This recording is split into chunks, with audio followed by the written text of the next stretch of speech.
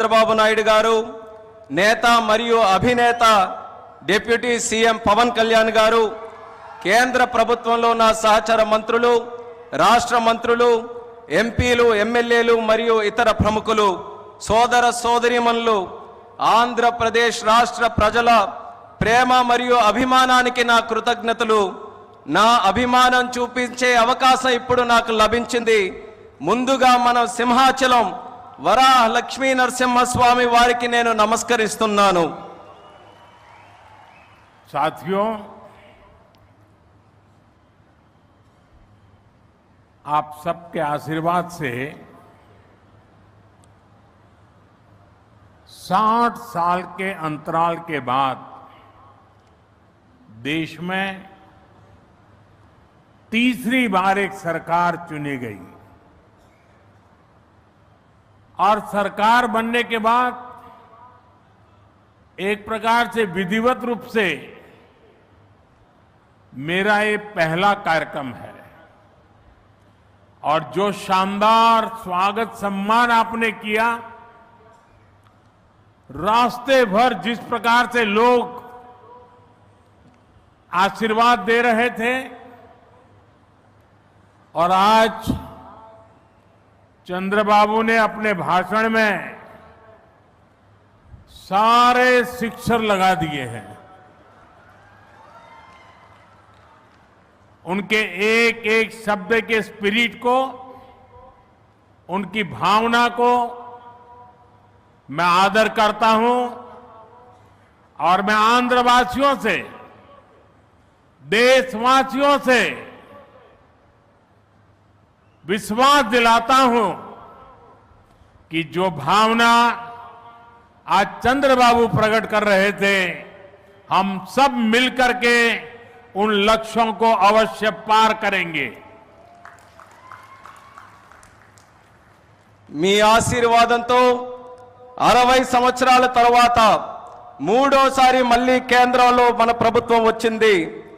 తరువాత మీ యొక్క ఆశీర్వాదం, మీ యొక్క స్వాగతం నేను చూశాను. దానికి మించి మన అధినాయకుడు చంద్రబాబు నాయుడు గారు ఆయన స్పీచ్లో అన్ని విషయాలు కూడా కూలంకుషంగా చెప్పారు.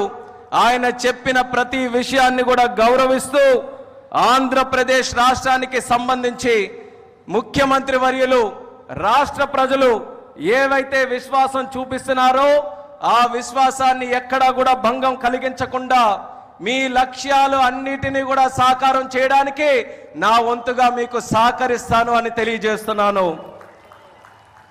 साथियों, हमारा आंध्र प्रदेश संभावनाओं का और अवसरों का, पॉसिबिलिटीज और अपॉर्चुनिटीज का राज्य है।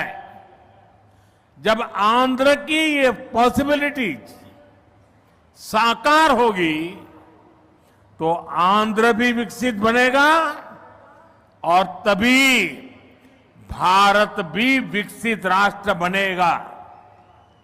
इसलिए आंध्र का विकास ये हमारा विजन है।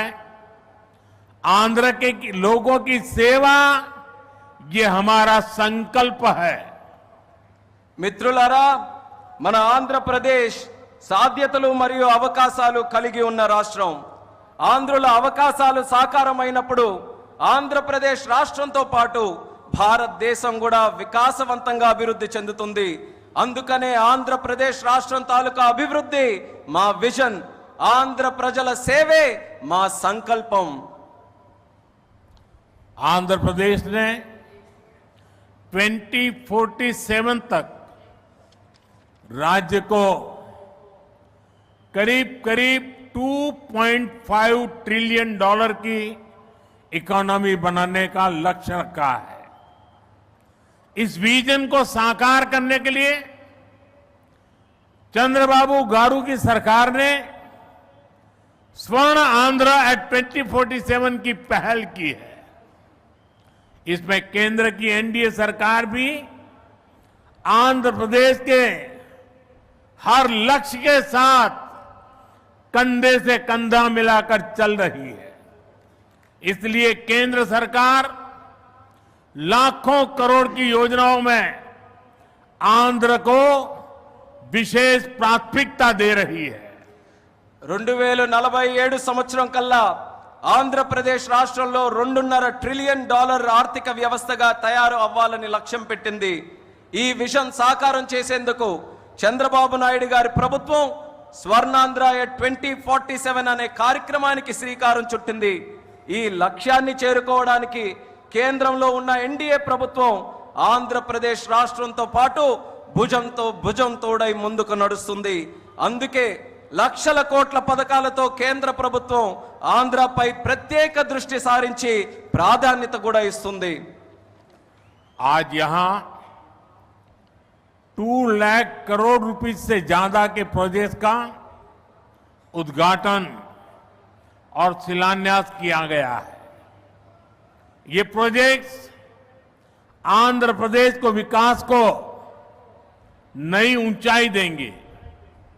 मैं इन डेवलपमेंट प्रोजेक्ट के लिए आंध्र प्रदेश समेत पूरे देश को बधाई देता हूं। साथियों, आंध्र प्रदेश अपने इनोवेटिव नेचर के कारण आईटी और टेक्नोलॉजी का इतना बड़ा हब है। अब समय है आंध्र नई फ्यूचरिस्टिक टेक्नोलॉजीज का सेंटर बने। जो टेक्नोलॉजीज अभी डेवलप ही हो रही है, हम अभी से उनमें लीड लें। आज ग्रीन हाइड्रोजन का इस्तेमाल ये ऐसा ही उभरता हुआ क्षेत्र है। ఈ రోజు 2 లక్షల కోట్ల రూపాయలకు పైగా విలువైన ప్రాజెక్టులు ఇక్కడ ప్రారంభించడం మరియు శంకుస్థాపన చేయడం జరుగుతుంది. ఈ ప్రాజెక్టులు ఆంధ్రప్రదేశ్ అభివృద్ధిని సరికొత్త శిఖరాలకి చేరబోతుంది. ఈ అభివృద్ధి కార్యక్రమాలతో ఆంధ్రప్రదేశ్తో పాటు యావత్ భారతదేశానికి కూడా నా తరపున అభినందనలు తెలియజేసుకుంటున్నాను. మిత్రులారా, ఆంధ్రప్రదేశ్ రాష్ట్ర ప్రజల తాలూకా సృజనాత్మకత వల్ల ఆంధ్రప్రదేశ్ రాష్ట్రం ఐటీ మరియు సాంకేతికతకు ఒక పెద్ద కేంద్రంగా మారింది. ఇప్పుడు సమయం వచ్చింది ఆంధ్రప్రదేశ్ రాష్ట్రం సరికొత్త టెక్నాలజీస్ కు కేంద్ర బిందువుగా మారాలి. ఈ కొత్తగా అభివృద్ధి చెందుతున్నటువంటి టెక్నాలజీస్ కి ఆంధ్రప్రదేశ్ రాష్ట్రం సారథ్యం వహించాలి. నేడు గ్రీన్ హైడ్రోజన్ టెక్నాలజీ కూడా అటువంటి ఎదుగుతున్నటువంటి ఒక రంగమే. देश ने 2023 में नेशनल ग्रीन हाइड्रोजन मिशन की शुरुआत की थी।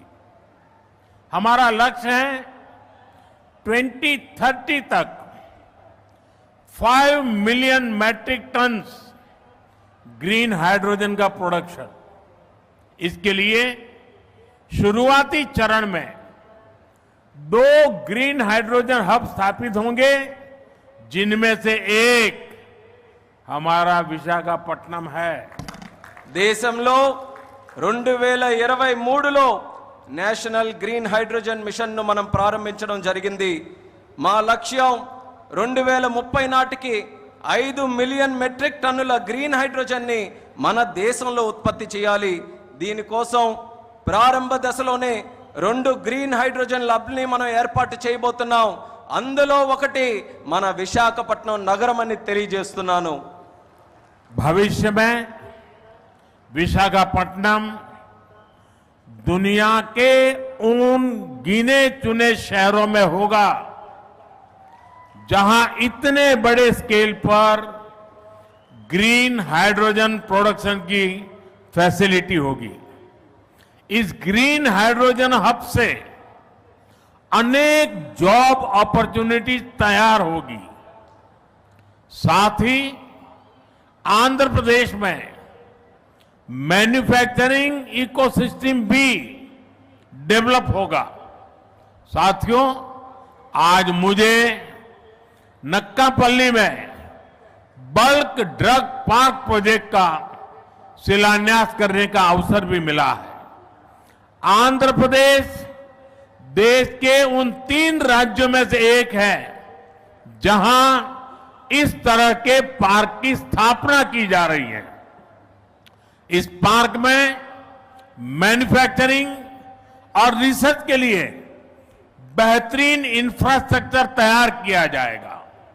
इससे इन्वेस्टर्स का उत्साह बढ़ेगा और यहां की फार्मा कंपनियों को फायदा होगा। భవిష్యత్తులో పెద్ద ఎత్తున గ్రీన్ హైడ్రోజన్ ఉత్పత్తి చేసే నగరాలలో ఒకటిగా మన విశాఖపట్నం ఉండబోతుంది। ఈ గ్రీన్ హైడ్రోజన్ హబ్ ద్వారా అనేక ఉద్యోగ అవకాశాలు సృష్టించబడతాయి। దీంతో ఆంధ్రప్రదేశ్లో మ్యానుఫ్యాక్చరింగ్ వ్యవస్థ కూడా అభివృద్ధి చెందబోతుంది। మిత్రులారా, ఈ రోజు అనకాపల్లి పార్లమెంటులో ఉండే నక్కపల్లిలో బల్క్ డ్రగ్ పార్క్ కు కూడా శంకుస్థాపన చేసే అవకాశం నాకు కలిగింది। దేశంలో 3 రాష్ట్రాలలో ఈ తరహాలో పార్కులు ఏర్పాటు చేయబడుతున్నాయి। అందులో ఆంధ్రప్రదేశ్ ఉండడం నాకు చాలా ఆనందంగా ఉంది। ఈ పార్కులో మ్యానుఫ్యాక్చరింగ్ మరియు పరిశోధన కోసం అద్భుతమైన మౌలిక సదుపాయాలు ఏర్పాటు చేయడం జరుగుతుంది। దీనివల్ల పెట్టుబడిదారుల్లో ఆసక్తి పెరుగుతుంది మరియు ఫార్మాసిటీ కంపెనీలకి కూడా చాలా ఉపయోగపడుతుందని తెలియజేస్తున్నాను। साथियों, हमारी सरकार अर्बनाइजेशन को एक अपॉर्चुनिटी के रूप में देखती है और हम आंध्र को न्यू एज अर्बनाइजेशन का एक उदाहरण बनाना चाहते हैं। इसी विजन को साकार करने के लिए आज कृष्णापट्टनम इंडस्ट्रियल एरिया यानी क्रीज सिटी का फाउंडेशन स्टोन रखा गया है। ये smart city Chennai Bengaluru industrial corridor का हिस्सा बनेगी। इससे आंध्र में thousands ऑफ करोड़ का इन्वेस्टमेंट आएगा और लाखों इंडस्ट्रियल जॉब तैयार होगी। మిత్రులారా, మా ప్రభుత్వం పట్టణీకరణకు ఒక అవకాశంగా చూస్తుంది। అలానే మన ఆంధ్రప్రదేశ్ రాష్ట్రం నవయుగ పట్టణీకరణకు ఉదాహరణగా ఉండబోతుంది। ఈ విజన్ సాకారం చేసేందుకు నేడు కృష్ణపట్నం ఇండస్ట్రియల్ ఏరియా అంటే క్రిస్ సిటీ శంకుస్థాపన కూడా చేయడం జరుగుతుంది। చెన్నై బెంగళూరు ఇండస్ట్రియల్ కారిడోర్లో ఈ స్మార్ట్ సిటీ ఒక భాగం అవ్వబోతుంది। ఆంధ్రప్రదేశ్లో దీని వల్ల వేల కోట్ల రూపాయలు పెట్టుబడులతో పాటు పారిశ్రామిక ఉద్యోగ అవకాశాలు కూడా పెరుగుతున్నాయని తెలియజేస్తున్నాను। साथियों, आंध्र